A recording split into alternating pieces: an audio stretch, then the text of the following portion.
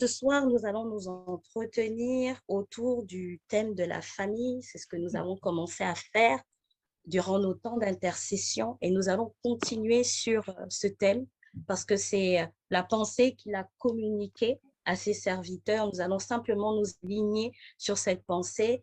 La Bible nous dit dans 1 Timothée 5 au verset 8, et ça va être notre verset de base par rapport à mon intervention de ce soir.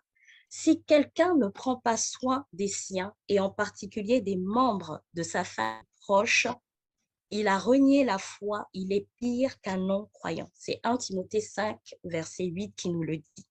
Ça va être notre verset de base.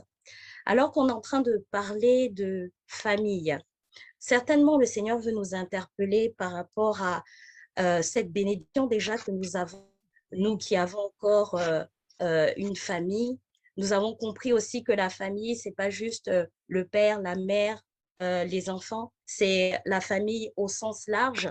Et ce qui est important de comprendre, c'est que lorsque Dieu appelle un homme ou une femme, en fait, ce n'est pas de le bénir tout seul.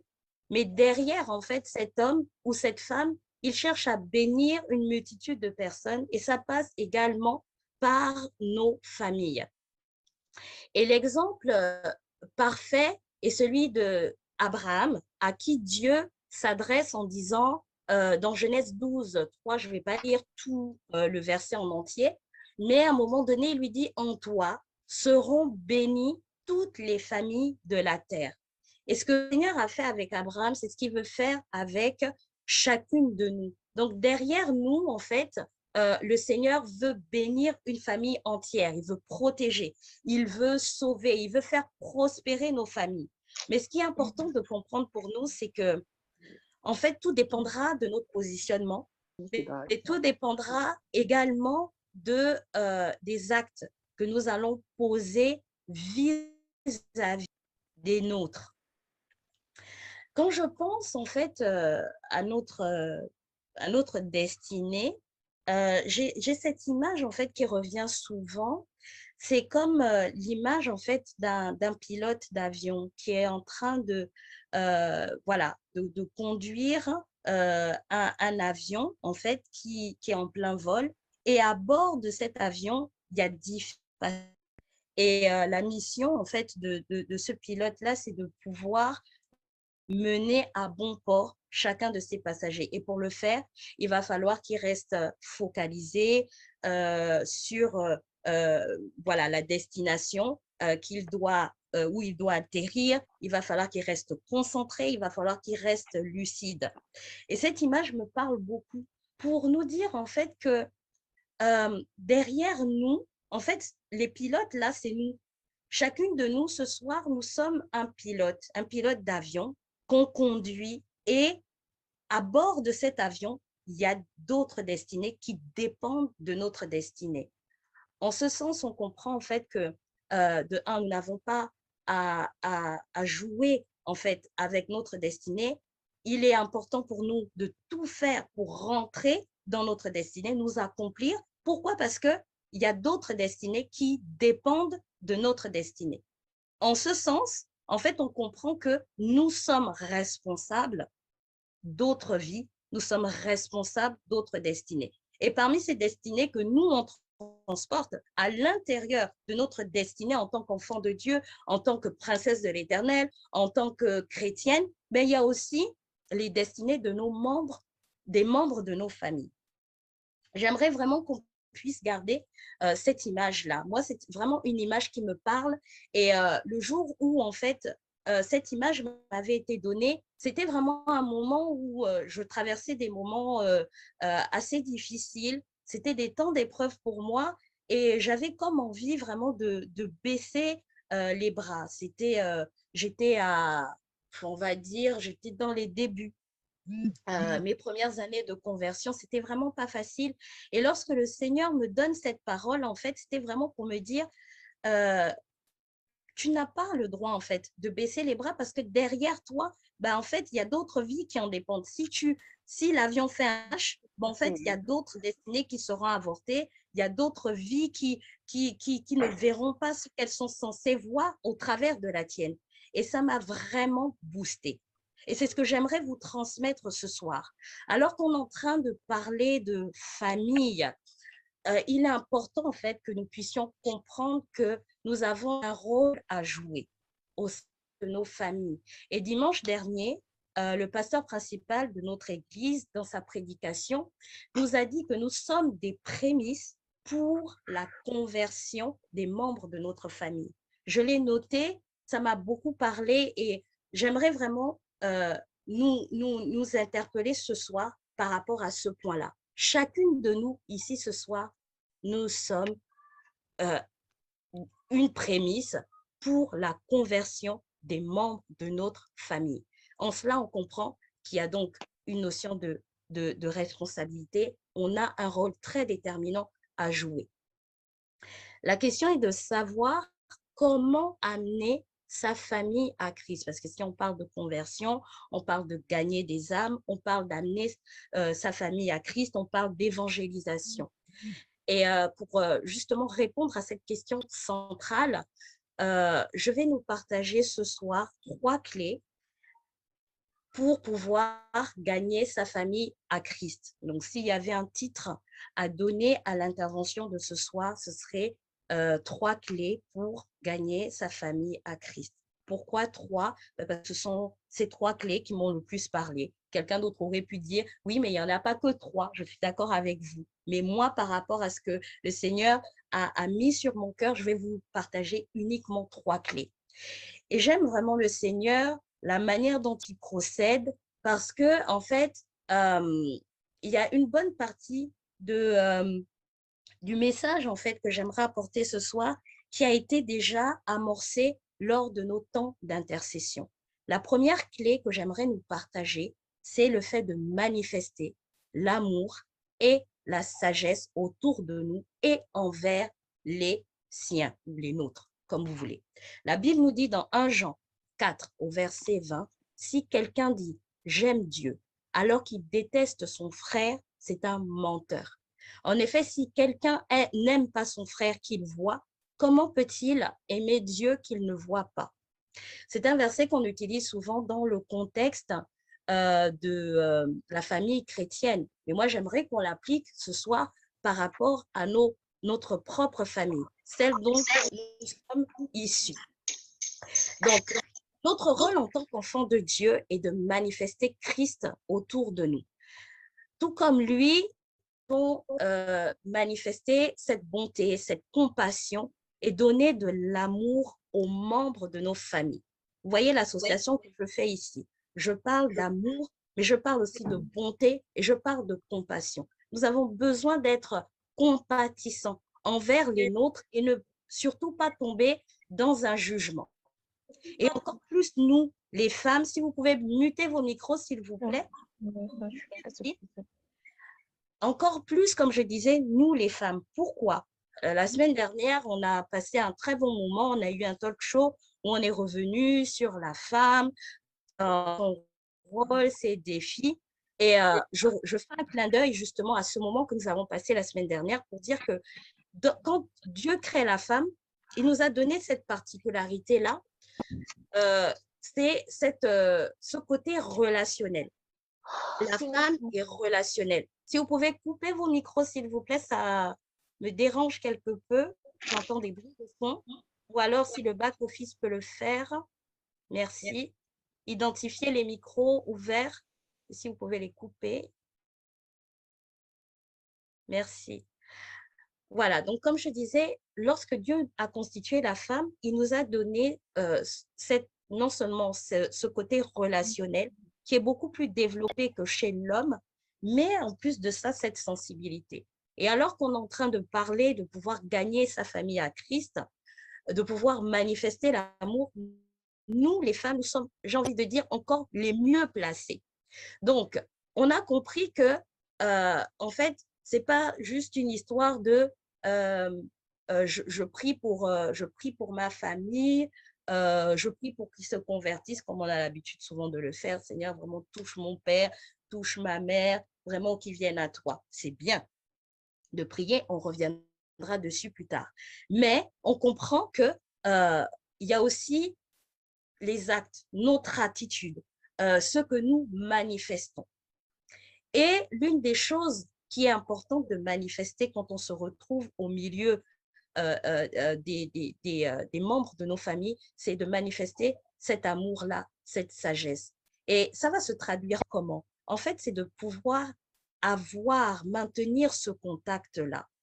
C'est ne pas tomber dans le piège qu'on a souvent, même moi je l'ai fait au début de ma conversion, se dire, ben voilà, on est tellement conscient du fait qu'on est passé d'un camp à un autre, on a quitté en gros le monde pour rejoindre le camp de Christ, qu'on a tendance à s'isoler et se couper des nôtres. Et en fait, au fur et à mesure qu'on évolue et qu'on grandit avec le Seigneur, on se rend compte que c'est une mauvaise compréhension.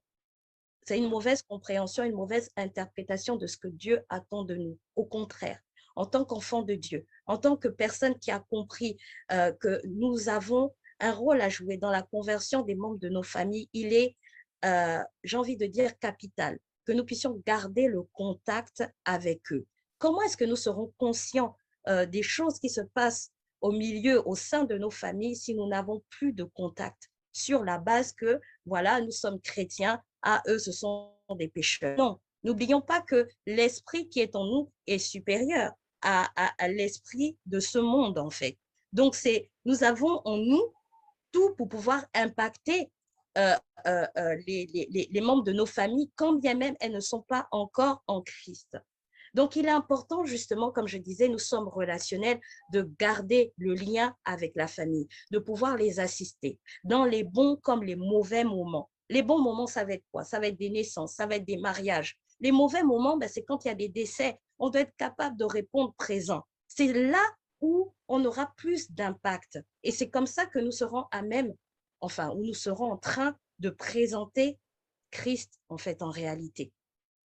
Ils se souviendront de nous parce que nous avons été là, nous les avons honorés quand ils avaient besoin de nous, quand ils avaient besoin de soutien. Cet amour-là va se manifester aussi par le fait d'être un soutien financier. C'est important de pouvoir aussi œuvrer à ce niveau-là quand nous le pouvons et même au-delà. Il y a des moments où le Seigneur va nous demander de faire des sacrifices, mais il est important de pouvoir être un soutien financier aussi. En cela, nous manifestons l'amour, de pouvoir transmettre des valeurs, c'est important. C'est pas juste de dire, moi, je suis chrétien, ce que tu fais là, ce n'est pas bien.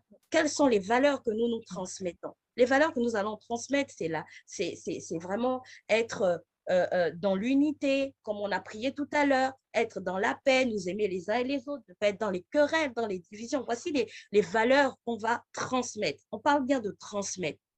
Donc, il faut être en contact. À un moment donné, pouvoir écouter, et ça, c'est important. Être une oreille aussi attentive. Ne pas être là simplement pour juger, mais qu'il puisse trouver en nous le repos, comme on dit, un secours, un soutien.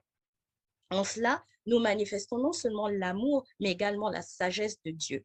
Et j'aime bien ce verset de Exode 20 au verset 12 qui nous dit « Honore ton père et ta mère afin de vivre longtemps dans le pays que l'Éternel, ton Dieu, te donne. » C'est important de ne pas perdre de vue cela. Il faut honorer la famille. Là, on a parlé du père et de la mère, mais derrière le père et la mère, il y a vraiment cette famille derrière. C'est quelque chose de très important. Non seulement, comme nous dit la parole, on vivra longtemps parce qu'un parent heureux, c'est un parent qui bénit son enfant en retour, mais à côté de ça, nous faisons aussi la volonté de Dieu. Donc, un tel verset nous donne de comprendre que il n'est pas bon pour nous, enfants de Dieu, de nous couper de nos familles. Bien au contraire, le Seigneur est pour ce lien-là, qu'il soit préservé, qu'il soit sanctifié, qu'il soit entretenu. J'ai cité différents exemples de comment manifester l'amour. Et dans le fait de manifester l'amour aussi, il y a un point qui est important. En tant que chrétien, c'est quand même important, ou chrétienne, ce soir nous sommes entre femmes, c'est important d'avoir un bon témoignage au sein de nos familles et d'y veiller. Ça, c'est vraiment quelque chose de capital. La Bible nous dit dans Proverbe 22, au verset 1, la réputation est préférable. Il y a des versions qui disent la renommée est préférable à de grandes richesses et la grâce vaut mieux que l'argent et l'or. C'est important. Le fait de dire qu'on est chrétien, c'est pas ça qui va nous donner de l'estime au sein de notre famille. Ce n'est pas ça qui va faire qu'on va être beaucoup plus respecté.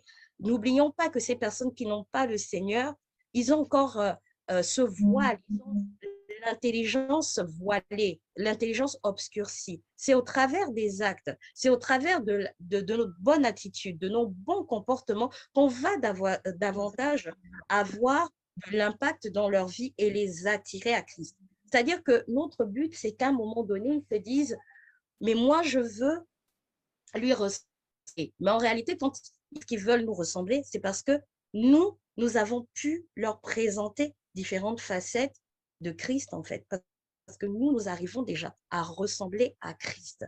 Vous voyez vraiment l'importance je fais un peu le lien avec le thème du mois dernier, de vraiment travailler à grandir dans le Seigneur, travailler à atteindre cette maturité-là, c'est important.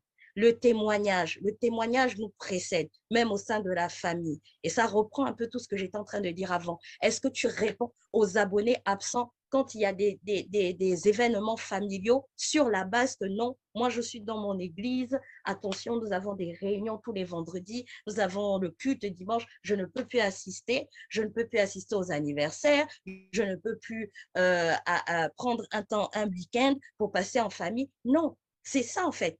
Il faut qu'à un moment donné, nous rendons un bon témoignage de Christ. C'est que lorsqu'on pense à nous, on nous associe à quelqu'un de bien. Quelqu'un non seulement de bien, mais quelqu'un qui fait également du bien. Et comme je l'ai dit tout à l'heure, au-delà du fait de manifester cet amour-là par notre présence, par notre assistance, mais c'est également aussi de ne pas juger. Au contraire. Et c'est là où la sagesse intervient. Il faut user de sagesse. La sagesse ici, c'est être patient. C'est se montrer compréhensif envers les membres de nos familles et user de discernement. La Bible nous dit, dans Proverbe 10 au verset, un fils sage fait la joie d'un père et un fils stupide le chagrin de sa mère. La sagesse est très importante. Pourquoi j'en parle ici? Il est important pour nous de réaliser que de la même façon que lorsque nous nous convertissons, nous subissons des changements, des bouleversements en nous, on change de style de vie, de comportement, mais imaginez pour nos proches en fait, c'est 2 fois plus déstabilisant. Imaginez une mère qui a élevé sa fille jusqu'ici, elle a atteint la majorité, elle avait une façon de marcher en fonction de ce que sa maman, les valeurs que la maman avait inculquées. Et puis, ben voilà, à 18 ans, 19 ans, tu donnes ta vie au Seigneur. Il y a un chamboulement qui se fait. Tu te rends compte que, bon, dans les valeurs que maman m'a transmises, tout n'est pas forcément bon à prendre. Et tu vas commencer petit à petit à t'aligner à la parole de Dieu.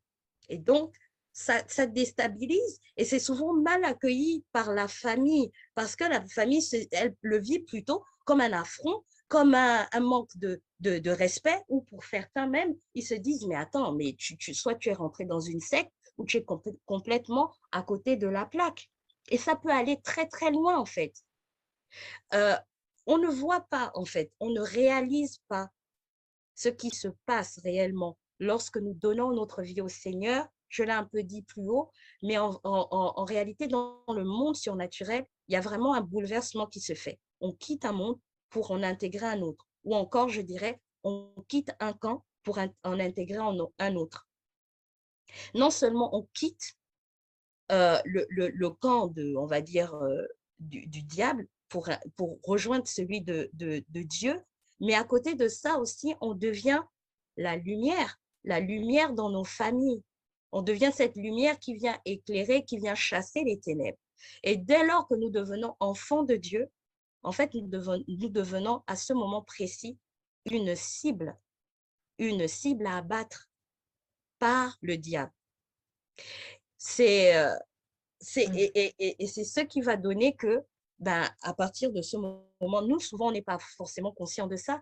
Et à partir de ce moment, en fait, il y a un combat spirituel tiennent un combat pardon, impitoyable qui commence à se livrer.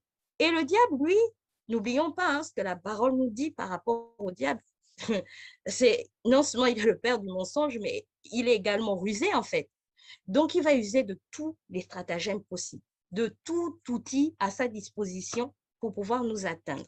Et bien souvent, il va passer par notre famille.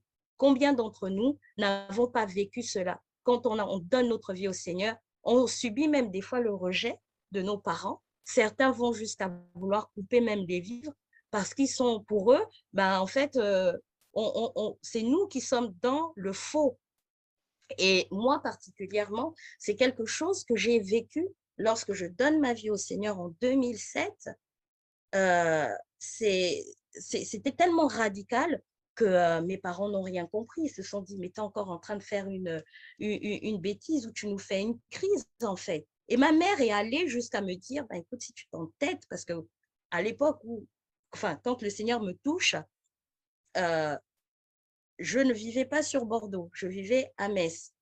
Et donc, ça a été tellement, comment dire ça, radical. Le changement a été tellement radical. En l'espace de 2 semaines, j'avais voilà, lancé déjà le préavis auprès du propriétaire de mon logement pour dire que je quittais la ville et tout.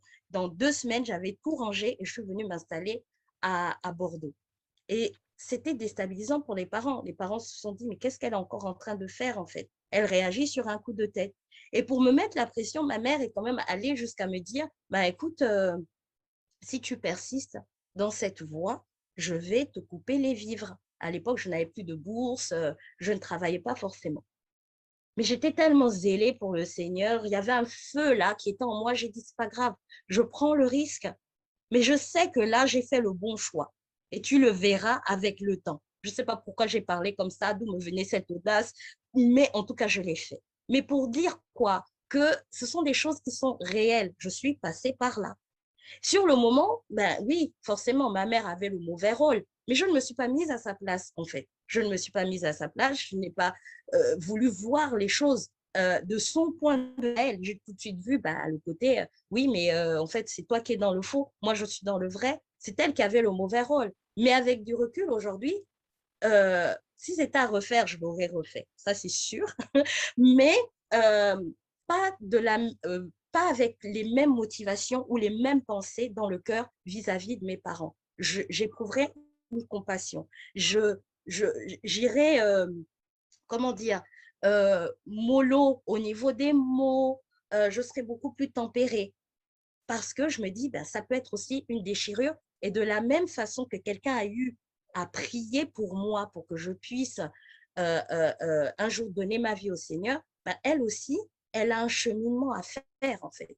Et je vous partage ce petit extrait, en tout cas, cette petite tranche, on va dire, de mon témoignage pour vous dire que c'est important qu'on ait ce regard-là, en fait, vis-à-vis de nos parents, qu'on ne tombe pas dans le jugement, qu'on ne les voit pas genre avec eux, c'est la croix, eux, c'est mauvais. Nous, c'est bon, eux, c'est mauvais. Non, ils ont besoin de nous. Comme je le disais, il y a quelqu'un qui a eu à prier pour moi, pour que je puisse donner ma vie au Seigneur. Et aujourd'hui, Dieu nous suscite tout autant que nous sommes là ce soir pour pouvoir prier pour les membres de nos familles. Donc arrêtons de les lapider, arrêtons de dire oui, mais il faut aussi qu'à un moment donné, ils nous comprennent. Non, c'est plutôt l'inverse. C'est peut-être à nous de les comprendre et de développer justement ces fameuses, et d'utiliser ces clés-là, d'utiliser des stratégies que le Saint-Esprit va nous donner pour pouvoir leur présenter Christ. Pas juste parler de Christ, mais présenter Christ. Donc, ne jugeons pas. Au contraire, je dirais plutôt euh, développons, manifestons le fruit de l'esprit. Parfois, et je dirais même souvent, euh, les mots ne suffisent pas à convaincre, mais l'attitude fait tout. Voilà pourquoi il faut manifester le fruit de l'esprit tel qu'il est décrit dans Galates 5, 22. C'est quoi? Le fruit de l'esprit, c'est la joie, la paix, la patience, la bonté, la bénignité, la fidélité, la douceur, la tempérance. La loi n'est pas contre ces choses. Vous voyez? C'est ça. Là où on nous a connus bagarreurs, là où on nous a connus nerveux, bah, faisons tous nos efforts justement pour présenter l'inverse. C'est comme ça qu'on va commencer à les impacter. Là où on savait que, bon, maman Natacha, vraiment, quand on a appuyé là, vraiment, ah, ça y est, elle ne pouvait plus s'arrêter. Là, on l'a cherché, on l'a trouvé. Ben, c'est vrai que maintenant, capable de venir s'en prendre à elle, de venir même l'agresser, hein, mais elle nous répondra par une parole douce, par une parole aimable.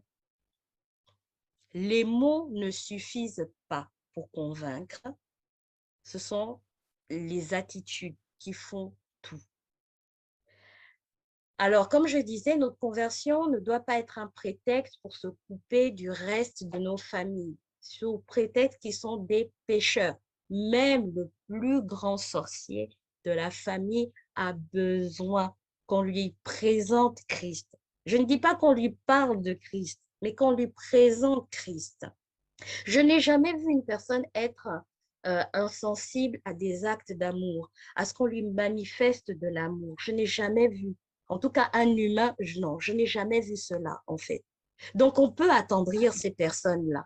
Plus la personne te fait du mal, quand tu pries, le Seigneur te montre même que c'est lui, mais toi, tu fais l'inverse. Au lieu d'aller dans le sens où c'est maintenant la haine, le manque de pardon qui envahit ton cœur, toi, tu décides de le confondre. Mais tu vas le confondre comment? C'est par l'amour. C'est toi qui viens encore. Quand tu arrives au pays, je pense à la plupart d'entre nous qui sommes loin de nos pays d'origine et tout, de nos îles, voilà, quand tu arrives, c'est même à lui que tu vas faire un cadeau. Toujours une petite parole. Ah, vraiment, comment vas-tu, tonton? Mais ça va te déstabiliser. Au bout d'un moment, bon, pourquoi? Parce que là, nous avons utilisé les armes du Seigneur. Nous avons utilisé les armes du Saint-Esprit. Et la Bible nous dit dans Marc 2, au verset 17, ce que Jésus ayant entendu, il leur dit, ce ne sont pas ceux qui se portent bien, qui ont besoin de médecins, mais les malades. Je ne suis pas venu appeler des justes, mais des pécheurs. Si on a pris ça, en fait, on n'aura pas de mal à aller vers justement ces membres de nos familles qui sont mais vraiment loin, qui sont dans la débauche, qui sont dans l'ivrognerie, qui sont même dans des pratiques mystiques, occultes, compliquées. Au contraire, on se dira oui, quand Jésus est venu, le même Jésus que nous annonçons aujourd'hui, il est venu pour des gens comme eux, justement. Et nous devons maintenant en faire vraiment un sujet comment je vais dire ça, de combat, en fait. Le prendre à bras le corps et dire, mais en fait, voici les véritables cibles, en fait. Et c'est pas de se complaire à dire, bon, moi, en tout cas, je suis maintenant en Christ, donc voilà, je vis ma vie, je suis là, surtout pour nous autres là qui vivons à l'étranger, se dire, bon, ben, moi, j'ai ma petite vie tranquille, je me suis construit ma vie, j'ai mon mari, j'ai mes enfants, voilà, alléluia, le Seigneur nous bénit, chaque dimanche, nous sommes là, nous servons le Seigneur. Oui, c'est bien, mais qui va s'occuper, en fait, de ceux-là qui sont encore dans les ténèbres? Nous sommes cette lumière et on l'est devenu dès lors que nous avons donné notre vie au Seigneur. Ne l'oublions pas. Et la lumière, elle fait quoi? Elle chasse les ténèbres. Avant même qu'il y ait un homme de Dieu qui va peut-être prier pour eux, le Seigneur veut aussi se servir de nous, en fait, pour commencer à les attirer. N'oublions pas le principe, en fait. Comment est-ce que Dieu procède dans la vie de quelqu'un? Aujourd'hui, quelqu'un est venu, il a semé, un autre est venu, comment dire, il y a un qui a planté, l'autre est venu, il a arrosé, et tout ça, c'est un cheminement d'année en année, jusqu'au jour où, oh, ouf, finalement, le Seigneur m'a touché. Mais c'est un cheminement. Et je pense que dans cette chaîne-là, nous avons notre part à jouer. Même si au final, lorsqu'il finit par dire « j'accepte le Seigneur », faire la prière de repentance, ce n'est pas avec nous, mais au moins nous aurons contribué. Donc ça, c'était la première clé que je voulais nous partager. Donc, on a parlé du fait de manifester l'amour et la sagesse de Christ autour de nous et envers les membres de nos familles. La deuxième clé que j'aimerais nous partager, c'est être un instrument de paix et de guérison. La Bible nous dit dans Matthieu 5 au verset 9, heureux ceux qui procurent la paix, car ils seront appelés fils de Dieu.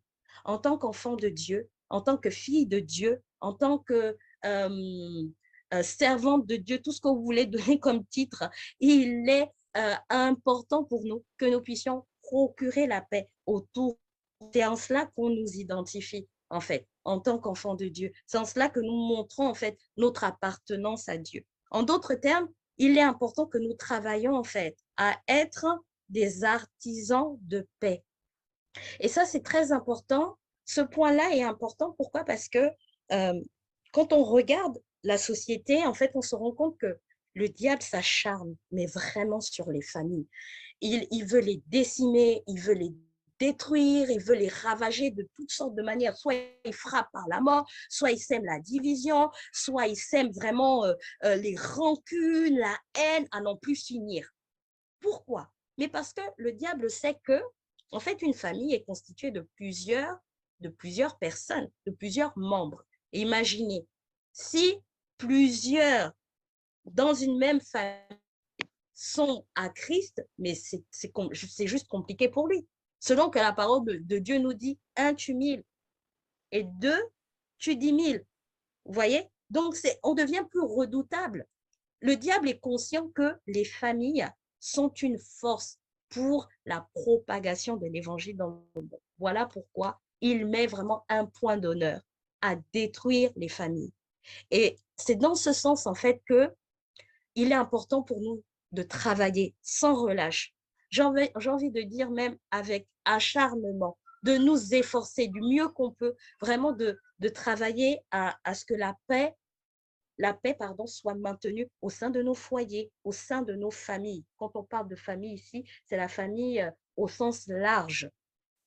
La Bible nous dit aussi dans Marc 3, verset 25, et quand les gens d'une famille se battent entre eux, cette famille ne pourra pas continuer à exister.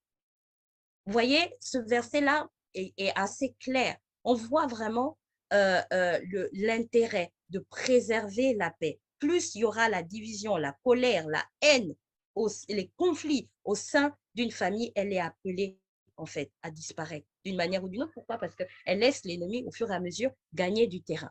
Donc nous, ayant compris cela, il est important, comme je le disais, de vraiment travailler à maintenir la paix dans nos foyers, la rétablir en œuvrant pour la réconciliation des cœurs. Et là, j'aimerais parler d'un verset que j'aime beaucoup. C'est celui de Matthieu 5, 13, qui nous dit que nous sommes le sel de la terre. J'aime ce passage-là, je ne l'ai pas cité en entier, hein, mais j'aime beaucoup ce passage de la Bible parce que, en fait, quand on s'intéresse au sel et à ses vertus, on se rend compte en fait que le sel, non seulement il donne de la saveur à la nourriture que l'on consomme, un aliment sans sel, bon, c'est juste difficile à manger, hein. Mais il n'y a pas que ça en fait. On se rend compte par exemple que dans les vertus du sel, il y a aussi des vertus le sel a des vertus curatives. On va se servir du sel pour la peau, pour traiter la peau. On va se servir du sel pour guérir des blessures. Oui, le sel fait tout ça. Alors imaginez, le Seigneur nous compare à du sel.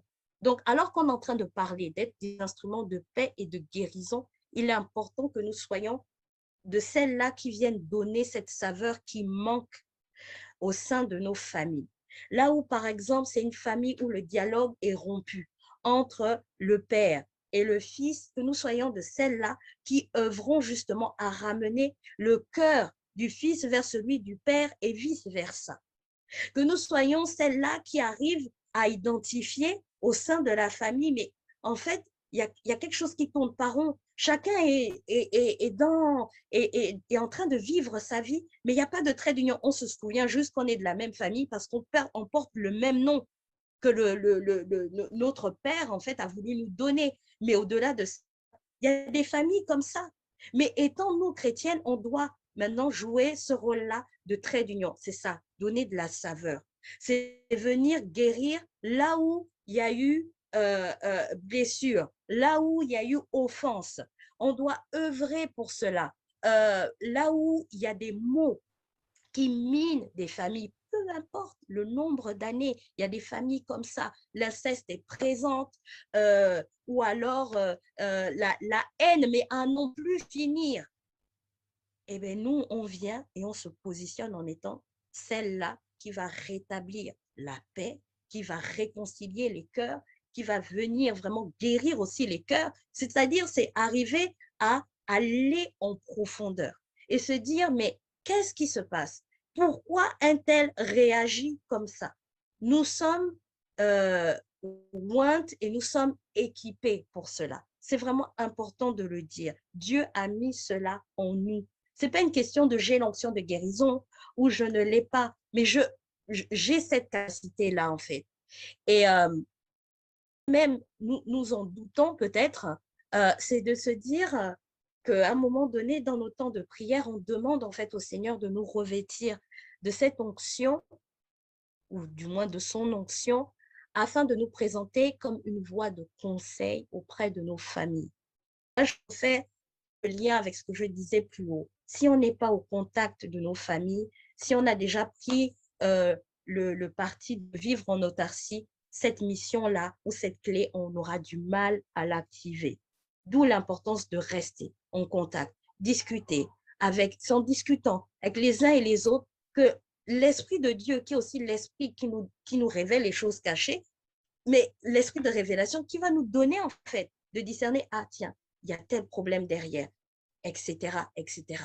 Et la Bible nous rappelle ce verset que nous connaissons très bien, Ésaïe 61, verset 1, qui dit que l'Esprit du Seigneur, l'Éternel, est sur moi, car l'Éternel m'a oint pour porter de bonnes nouvelles aux malheureux. Il m'a envoyé pour guérir ceux qui ont le cœur brisé, pour proclamer aux captifs la liberté et aux prisonniers la délivrance. Voici une réalité.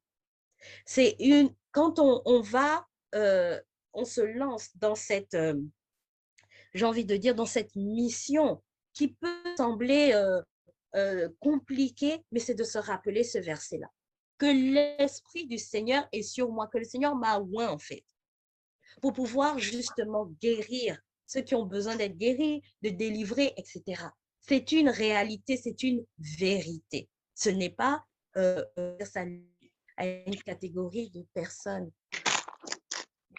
Autant que nous sommes là, l'Esprit du Seigneur est sur nous, il est en nous et il nous oint pour ça.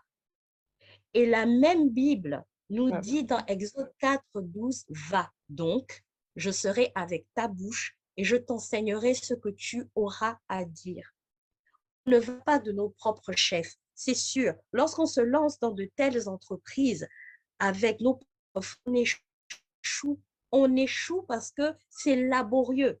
C'est pas évident. Imaginez des conflits qui ont existé depuis des années durant. Vous venez, les cœurs ne vont pas forcément être disposés d'un claquement de doigts parce que vous allez oui, non, là, vraiment, il faut faire la paix. Non, il y a des moments où vous allez essuyer des échecs. Et si vous n'allez pas avec la force que Dieu vous donne, en comptant sur, vous appuyant sur son onction, vous allez vous épuiser en fait.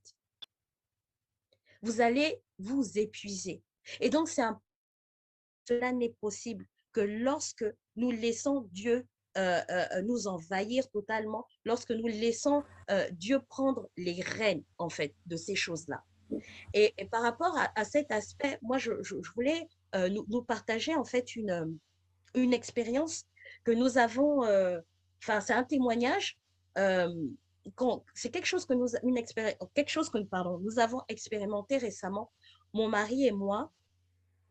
Le Seigneur fait très bien les choses. Vraiment, quand il associe un homme et une femme, il sait. Vraiment, cette notion de complémentarité avec le Seigneur est juste extraordinaire. Moi, j'étais quelqu'un qui n'était pas forcément... j'aime ma famille, mais j'étais pas forcément très, très, très porté sur, surtout depuis que je me suis convertie, sur le fait de, ah oui, il faut garder, voilà, un regard sur la famille, etc. J'étais plutôt de celle-là qui voulait un peu vivre sa vie. Et, bon, je prie pour la famille, enfin, le Seigneur fera et tout ça. Et au contact de mon mari, c'est quelque chose que le Seigneur est venu, en fait, comment je vais dire ça? Le Seigneur est venu m'enseigner au travers de mon mari, il est venu m'inculquer, me donner ça, en fait, où j'ai envie même de dire, il est venu me guérir, parce que finalement, on se rend bien compte que c'était pas normal. Mon mari, c'est tout l'inverse. Il a vraiment à cœur sa famille. Il a vraiment ce fardeau-là. Et à un moment donné, le Seigneur, en 2020, mais il avait même déjà commencé avant, lui a mis à cœur vraiment de pouvoir œuvrer pour la réconciliation dans la famille. Et c'était des problèmes, mais vraiment qui partaient depuis les patriarches, quoi. Du côté de mon beau-père, avec ses frères et sœurs, c'était vraiment très, très compliqué. Mais mon mari avait ça à cœur. Et donc, j'ai vu comment est-ce que petit à petit, il a commencé à vraiment reprendre contact avec les uns et les autres, donner un petit conseil par-ci. Mais quand on dit conseil, ce n'est pas forcément, oui, tiens, voici ce que la Bible dit dans Ecclésiaste, voilà. Non, c'est des conseils même pratiques par rapport à ce qu'il sait, par rapport aux études qu'il a fait. C'était de, voilà, venir un peu s'intéresser. Mais toi, tu en es où aujourd'hui par rapport à ta vie et tout? Ah, moi, je t'encourage vraiment, prends ta vie en main, etc., etc. Et l'année dernière, donc il y a sa petite sœur, l'une de ses petites sœurs, la dernière, qui est arrivée en fait en Allemagne. Elle a rejoint un autre de ses frères qui vit aussi en Allemagne. Donc c'est vraiment, comme je vous dis, c'est une famille qui est très unie, très soudée.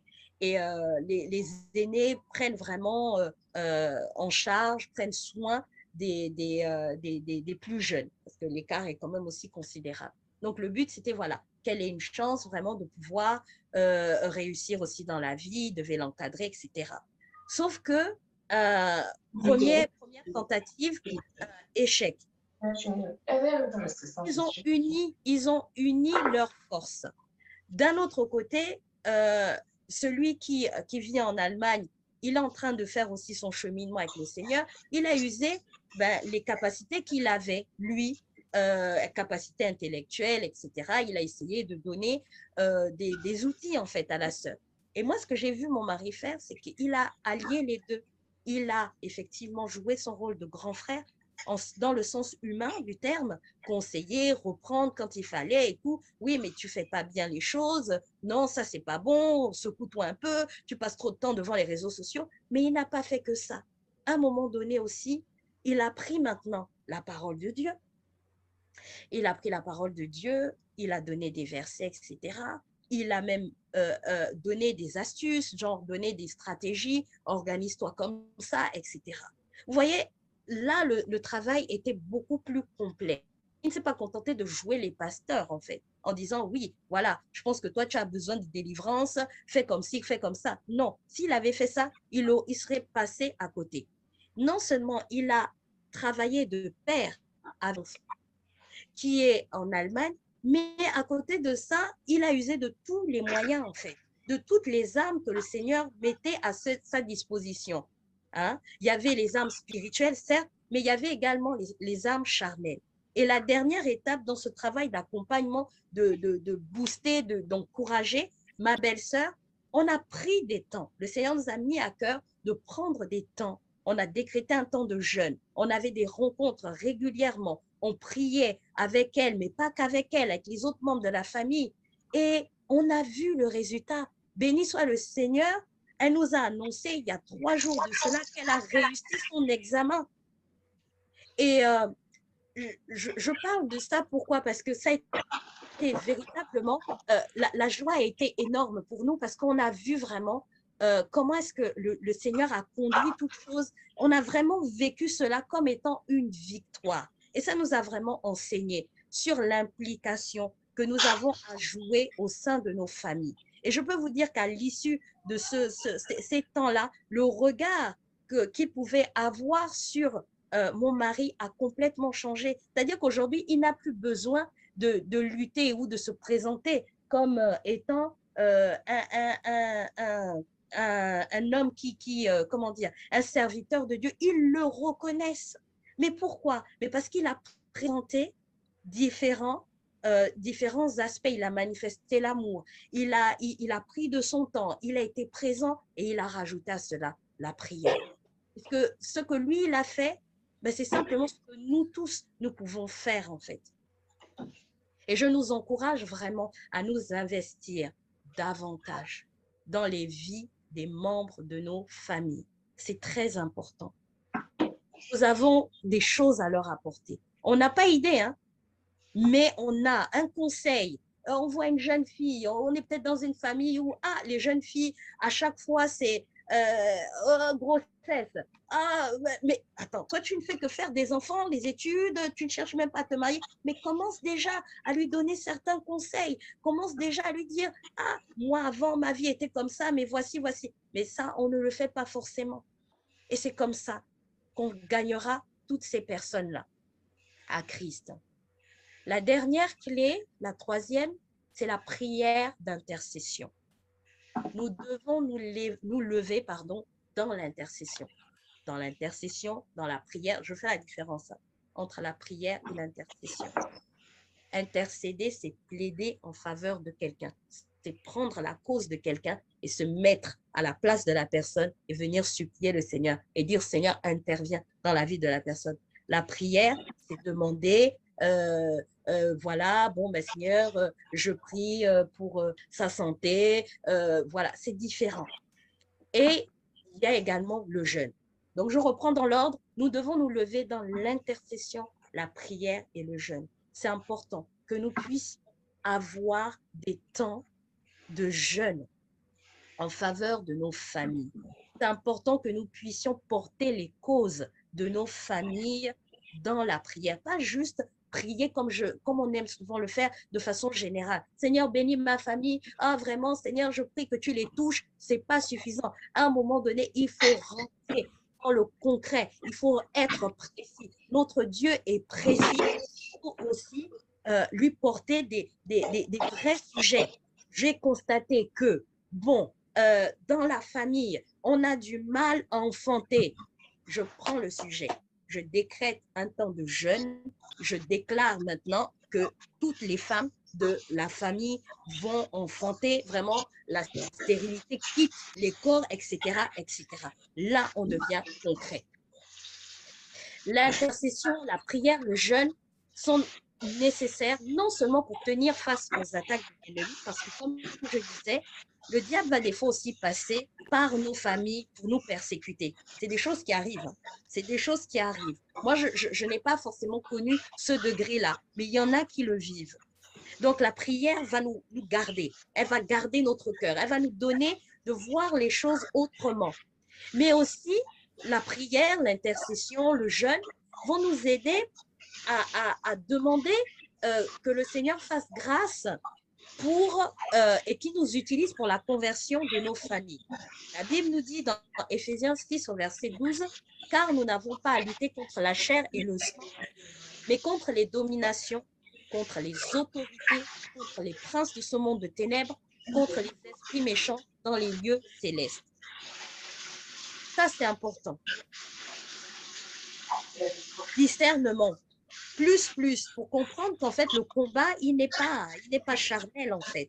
Et c'est derrière tout ce qui se cache derrière cela. Et c'est par le moyen de la prière que nous allons renverser les autels des dieux étrangers dans nos familles, briser les malédictions qui s'enchaînent de génération en génération. C'est par le moyen de la prière que nous allons manifester et grandir notre autorité spirituelle. Nous avons reçu, lorsque nous sommes devenus enfants de Dieu, lorsque nous sommes nés de nouveau, nous avons reçu une autorité. Et cette autorité est appelée à grandir.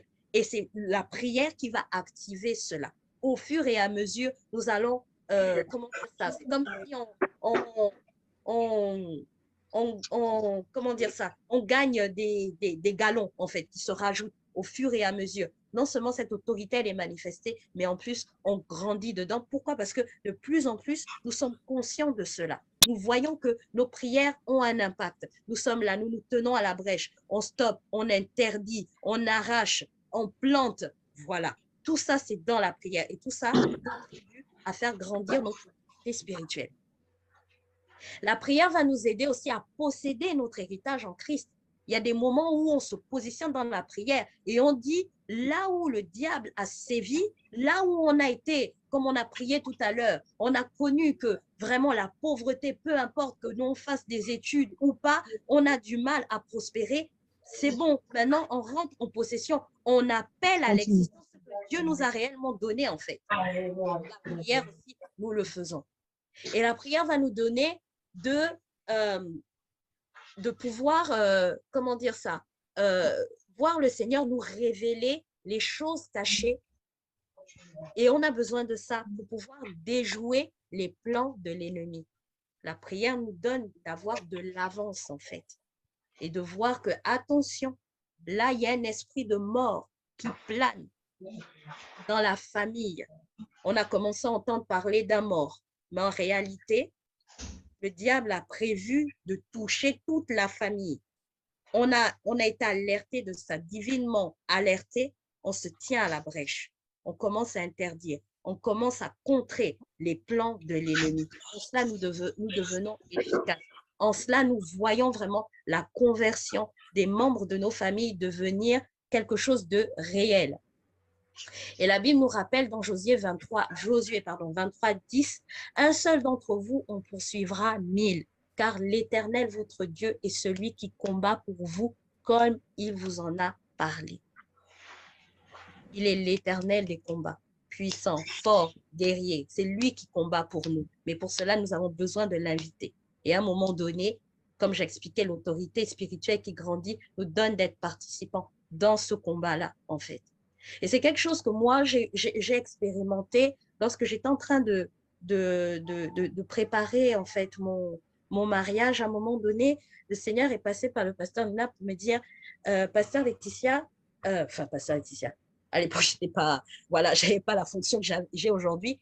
Elle m'a dit, il va falloir, mais vraiment, que tu rentres dans une intercession. Tu vois l'image de quand on dit que Jésus a dû descendre là, aux enfers là, pour aller chercher les clés hein, de la porte du séjour des morts, ben c'est ce qu'il va falloir que tu fasses. Parce qu'en fait, tu fais partie de celles-là à qui on avait vraiment mis un interdit par rapport au mariage. Et quand bien même tu seras marié, parce qu'il y a des interdits qui sont là, qui ont été mis de génération en génération, ça risque d'être compliqué. Ah, quand j'ai entendu la parole, là, j'ai dit quoi? J'ai dit non, non, non, là, c'est pas possible. Je ne repousserai pas mon mariage. Je veux me marier. Et j'ai commencé à intercéder. Au départ, cette parole était pour moi. Mais souvenez-vous de ce que j'ai dit en préambule lorsque je commençais cette exhortation-là. Je disais que derrière notre destinée, en fait, il y en a d'autres qui se cachent, en fait. Et plus je priais, en fait, pour ça, plus le Seigneur me montrait que, mais en fait, c'est quelque chose qui est établi, en fait, au sein de la famille, mais vraiment au sens large. Les cousines, toutes les femmes de la famille étaient vouées à être de belles femmes, à être des esclaves sexuels. À la limite, oui, on aurait pu avoir des enfants, mais ça s'arrêtait là. Le mariage, ce n'était pas pour nous. Et plus je priais, plus je prenais conscience de ça. Le Seigneur m'ouvrait les yeux. Et dans ma façon de prier, j'ai commencé à prier autrement. J'ai associé aussi les autres membres de ma famille. J'ai dit, Seigneur, tu agis dans ma vie, mais je prie aussi que tu interviennes pour mes cousines. J'ai commencé à citer les noms. Ah oui, je prie pour Katia, je prie pour Félicité, je prie vraiment toutes celles avec qui je marchais. J'ai dit non, Seigneur. Parce que je me rends compte qu'en fait, ce n'est pas une question juste, ah, c'était lié à moi. C'était vraiment lié à la famille au sens large. Et j'ai commencé à intégrer ça. Et le Seigneur est bon, le Seigneur est fidèle. J'ai pu me marier, gloire à Dieu. Malgré les secousses, on a tenu, gloire à Dieu. Mais après ça, s'en est suivi, je ne vais pas dire une cascade, je ne vais pas exagérer, mais vraiment les portes du mariage se sont ouvertes dans ma famille. Ma cousine s'est mariée. Et c'est des mariages, on sent la main de Dieu. Ce n'est pas les mariages, genre un mariage de raison, quoi. Mon frère qui passait de rupture en rupture. Il allait jusqu'au stade de doter la femme et après, ça a échoué. Il a vécu cela 2 fois. Après mon mariage, mon frère s'est marié. Donc, pour dire que c'est important, l'intercession est une clé très importante que le Seigneur nous donne.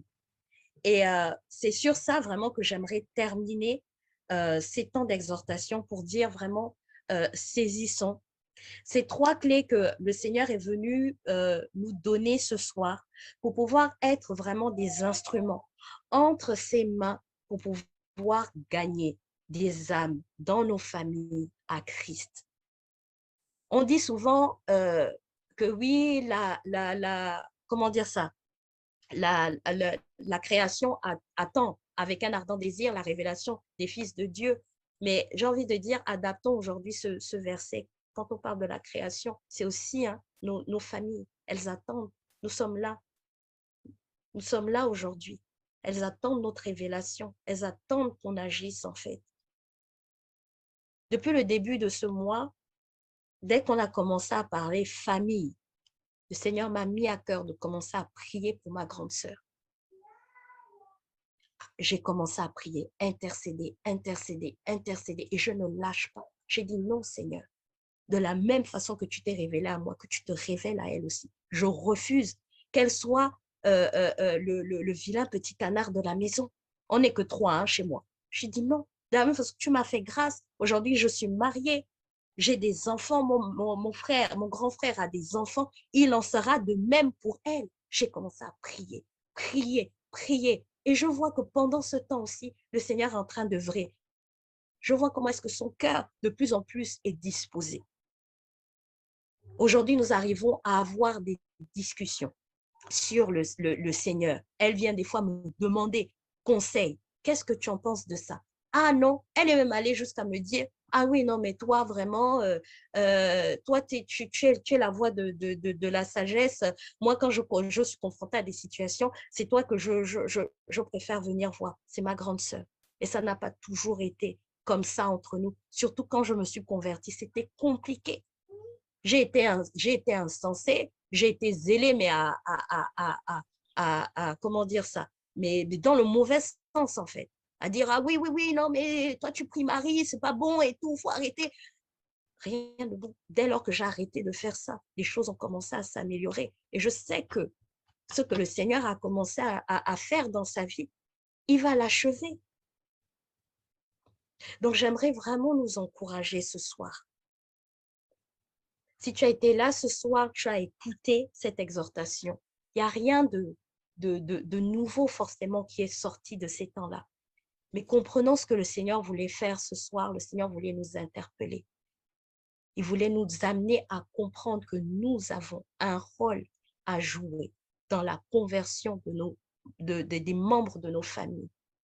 Plusieurs viendront à Christ au travers de nous. Et c'est maintenant que nous devons commencer à nous lever.